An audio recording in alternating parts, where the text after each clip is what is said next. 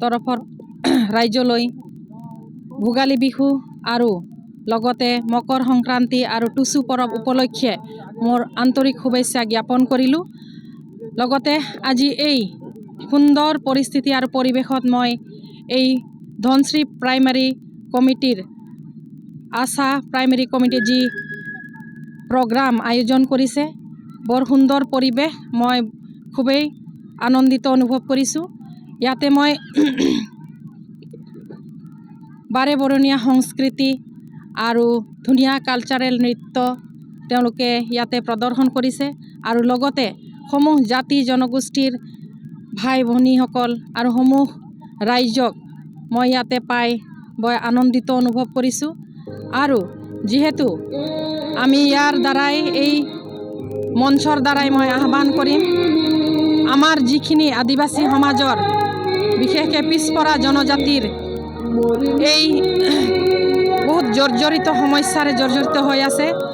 আৰু এই সমস্যাসমূহৰ পৰা যাতে আমি উদ্ধাৰ পাব পাৰোঁ, সেয়ে মই চৰকাৰক অনুৰোধ জনাম। আৰু লগতে আমাৰ যি পিছপৰা জনজাতি হিচাপে আমাৰ আদিবাসী সমাজৰ মহিলাসকল অতিকে পৰিশ্ৰমী, তেওঁলোকে দিন ৰাতি নিজৰ ঘৰ পৰিয়াল চলাবলৈ তেওঁলোকে পৰিশ্ৰম কৰে আৰু সেয়েহে আমি সকলো আৰ্থিক দিশৰ পৰা শৈক্ষিক দিশৰ পৰা আমি বিশেষকৈ বঞ্চিত হৈ আছোঁ আৰু নাৰী শক্তি সবলীকৰণ হ'ব লাগে। আৰু মই এই জানি শক্তি তৰফৰ পৰা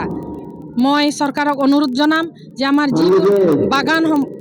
এৰিয়াত হওক, আমাৰ বস্তি এৰিয়াত হওক, আমাৰ যিসমূহ নাৰীসকলে সমস্যাসমূহ স্বাস্থ্যজনিত ৰোগত বা স্বাস্থ্যজনিত যি সমস্যা আছে, শৈক্ষিক দিশত যি সমস্যা আছে, বিশেষকৈ আৰ্থিক দিশত যেন টনকিয়াল কৰিব পাৰি তেনেকৈ তেওঁলোকে ব্যৱস্থা কৰিবলৈ মই অনুৰোধ জনাম। আৰু লগতে আমাৰ যি বাগানসমূহত যি আমাৰ দৈনিক মজুৰি যিহেতু আৰ্থিক দিশ দুৰ্বল, সেয়েহে এই আৰ্থিক দিশ টনকিয়াল কৰিবলৈ মই এই দৈনিক মজুৰিটো যেন 551 টকা হয়, সেয়ে মই জানি শক্তি তৰফৰ পৰা মই চৰকাৰক অনুৰোধ জনাম। আজিৰ এই মঞ্চৰ পৰা মই বাৰ্তা দিব বিচাৰিছোঁ আৰু যেন আমাৰ যি অসমত বা আমাৰ ভাৰতবৰ্ষত নাৰীসকলৰ ওপৰত যি নিৰ্যাতন ধৰ্ষণ দিনক দিনে বাঢ়ি গৈছে, সেইসমূহলৈ যেন চৰকাৰে উচিত ব্যৱস্থা গ্ৰহণ কৰে, দোষীক যাতে কৰায়ত্ব কৰে আৰু আমাৰ জানিসকলক তথা নাৰীসকলক যেন সুৰক্ষা প্ৰদান কৰিব পাৰে, উচিত সুৰক্ষা যেন দিয়ে, তেনে সেই বক্তব্য মই চৰকাৰৰ ওচৰত ৰাখিছোঁ আৰু এই বক্তব্য দি মই মোৰ বক্তব্য সামৰণি মাৰিছোঁ। ধন্যবাদ। হয়, যিহেতু জনজাতিকৰণ আছিল এক ভেকু ভাওনা আৰু আমি এইটো বুজি উঠিছোঁ, আমাৰ এই জনজাতিকৰণ যিটো আমাৰ নাটক আছিলে, ভেকু ভাওনা আছিলে, যিহেতু আমাক বিধানসভাৰ আগতে দিয়াত প্ৰতিশ্ৰুতি দিছিলে, এই প্ৰতিশ্ৰুতি বিফল পৰিণত হৈছে আৰু এই আইন, এই বিল পাছ কৰাত ব্যৰ্থ হৈছে এই চৰকাৰ। আৰু সেইকাৰণে আমি এই আদিবাসী সমাজ তথা আমাৰ যি চাহ বাগানত যি আমাৰ কৰ্মৰত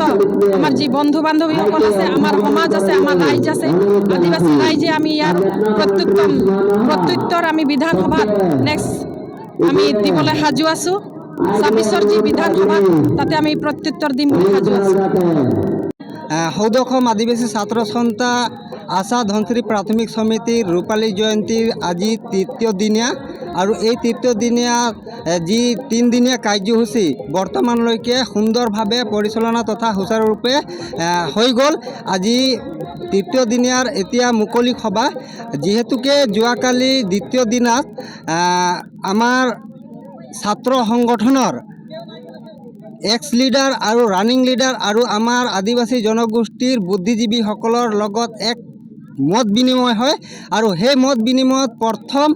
এডুকেশ্যনৰ ওপৰত বিশেষ কৰি আলোচনা কৰা হ'ল। আমাৰ জাতি জনগোষ্ঠীৰ যি ছাত্ৰ সংগঠনৰ দায়িত্ব আছে, সেই দায়িত্বখিনি তাতে কেনেকুৱা মানে আমাৰ জনগোষ্ঠীৰ শৈক্ষিক উত্তৰণৰ ক্ষেত্ৰত আগুৱাই লৈ যাব পাৰে, সেইখিনি প্ৰস্তাৱ লোৱা হ'ল। লগতে আমাৰ যিটো নেকি আদিবাসী জনগোষ্ঠীৰ যিটো দীৰ্ঘদিনীয়া সমস্যা জনজাতিকৰণ, এই জনজাতিকৰণৰ ক্ষেত্ৰত বিশেষ কৰি তাতে এক গুৰুত্বপূৰ্ণ চৰ্চা হ'ল, আলোচনা হ'ল আৰু এই আলোচনাত মানে আমাৰ যিহেতুকে বুদ্ধিজীৱীসকল আৰু আমাৰ যি ৰানিং ছাত্ৰ সংগঠনৰ নেতৃবৃন্দ আৰু এক্স লিডাৰবিলাকে তাতে এটা সিদ্ধান্ত তথা প্ৰস্তাৱ লৈছে যে বিজেপি চৰকাৰধীন কেন্দ্ৰীয় চৰকাৰ আৰু ৰাজ্য চৰকাৰ যিহেতুকে অতদিনে আদিবাসী জনগোষ্ঠীৰ যি অনুসূচীকৰণ এই অনুসূচীকৰণখন মানে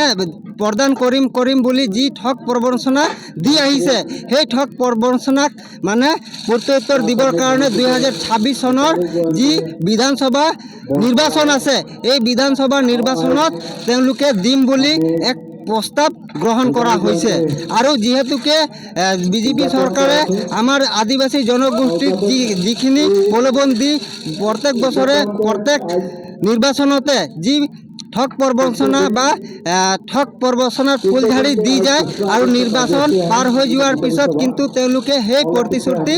মানে পালন নকৰে। তাৰ কাৰণে 2026 চনৰ যি বিধানসভা নিৰ্বাচন আছে সেই নিৰ্বাচনত কিন্তু ইয়াৰ প্ৰত্যুত্তৰ আদিবাসী জনগোষ্ঠীয়ে প্ৰদান কৰিব।